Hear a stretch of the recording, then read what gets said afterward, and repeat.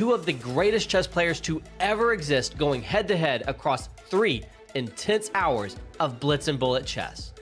Magnus entered the match as a big fan favorite, having won their 2 previous matches in the format by convincing margins. But Hikaru had made big strides in his game since their last match, and in their 7 games so far in 2022, Magnus had not beaten Hikaru, and Hikaru had 2 wins. The first game was dramatic, but mostly balanced, as Magnus surprised Hikaru with an opening shot in bishop to f3 check. Whoa, look at this! Oh, Whoa! they're following. I had a game just like this against Ding in the Pro Chess League 2 years ago. I remember this move. Bishop f3 check catches Hikaru by surprise.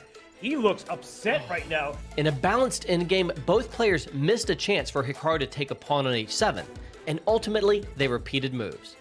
In the second game, Magnus met Hikaru's King's Indian with the surprising bishop to d3, and he seized a big space advantage and was pressing hard. Could he break through in the time scramble? And I don't know, with 2 seconds, is he going to decide on c5? He decides to exchange rooks, but he gives up the pawn. Oh my gosh, and he's given up another one. I think it's just a draw. Queen e1, and we have a draw by repetition. Oh my lands, and Magnus doesn't decide on c5. It was difficult to calculate the ramifications, especially against Hikaru. It's a draw by perpetual check. Game 3 looked like a dead equal snooze fest, but then Hikaru stole a pawn and cemented a big knight on b7. Knight takes b7. Magnus is starting to lose control. Can he trap this knight, though? Hikaru can save it with his pawn. c5 and c6. He drives the pawn and he guts off the king. Yeah, c6, the king cannot get in there. Bishop b6, he needs to go king e6. Make a move! The king can't get to the pawn. Oh, he's gonna flag! He's gonna flag! He lost he just time. did. And he can't believe it. And look at Hikaru. He's cool as a cucumber. He is focused, and he's acting like nothing just happened, but something huge happened. He gained the lead. It's the first lead in this match, and it belongs to Hikaru Nakamura. Insane. After that shocking time forfeit, Hikaru had the first lead of the match, and he was clearly feeling some momentum while Magnus seemed all out of sorts. Carlsen pressed again with a space advantage in Game 4, but Hikaru showed his famous defensive skills and he held on in the mutual time scramble. Was the move 4e5 a mouse slip or a dubious opening try by Magnus in Game 5? Either way, Hikaru laughed and continued confidently, establishing a big advantage.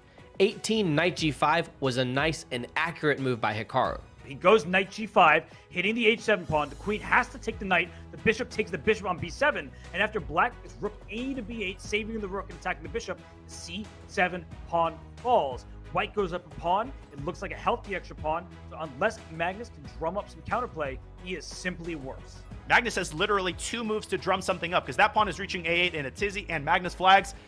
It's over. Hikaru now led by 2, and a confident hold with black against Magnus in Game 6 kept the edge, as they headed to the 7th game where Magnus surprised Hikaru by playing the King's Indian himself, and Hikaru laughed as he deployed Magnus' earlier bishop d3 idea. Hikaru found a nice idea with knight to f5 to gain some edge, but in the time scramble, things got very messy. You swap queens and win the d5 knight, so you got to keep your material. And speaking of material, white is only up 1 pawn. Queen takes f6. Queen takes b5 as a desperado. He's got to move his... Gosh. Wait, what does Magnus do? What a shot! He sacks his knight. And then rook takes e5 at the end, and then knight... No, knight's not trapped. It's rook b8. Wow! This goes right for the pawn. He just wants an attack. And Hikaru could even play like king a1, bishop b1. He can curl up into a ball. Instead, he eliminates the attacker. And his rook takes a2 a possibility. But Hikaru going for mate. He wants rook d7. Oh my gosh. Oh, this is And over. 1 second left. Magnus loses on time. Hikaru Nakamura sticks a knife on f6, and it is knockout. 5-2 is the score. Nobody's counting Magnus Carlsen out, but who would have believed that Hikaru Nakamura would jump out to a 3-point lead this early in the match?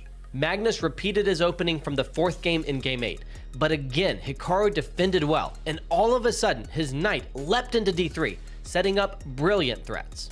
He goes knight d3 instead, using the knight to hop in, and that rook can go to c3, the queen can go to g4, knight f4 check is available. This is scary for white. Black's position is filled to the brim with tactical potential. And what's not filled to the brim, look at Magnus's clock. He is again down 2 minutes, and the position is just getting more and more out of hand. It is. He's just allowing... Knight f4. Oh my gosh, knight f4. He's blundered knight f4, and it's mate. Yeah, Hikaru sees it. He's like, Hikaru what? can't believe it. He looked at And the this screen. is... This is basic Brian, Robert. This is an idea that occurs across all openings. This is universal. And you can't step back to the first rank because if rook c1 with mate, it's over. Yeah, no, Hikaru saw it, and look at him. He's like, are you serious? Am I really playing Magnus? This is all you got, he says to Magnus. He's going to be up 4 points, and Magnus has got a match on his hands, doesn't he? Oh, a match. I mean, he's going to have to work hard to stay in rook this c1, match queen at this h3. point. Oh, look at that mate. Yeah. Oh, Done. it's over. Another surprise opening from Magnus in game 9 as he played the Najdorf. This would be the final game of the 5+1 time control. A daring queenside castle by Magnus allowed Hikaru big chances, and suddenly the idea of trapping the queen lurked in the position. So I feel like here, Hikaru, if he finds b3, that just shows the sensational form he's in, but he plays knight d5. I anticipated this would happen, and Danya, now I really feel like Magnus' chance in this game is Lasker compensation for the queen. Though Hikaru had missed a clear win, he was still pressing hard when something insane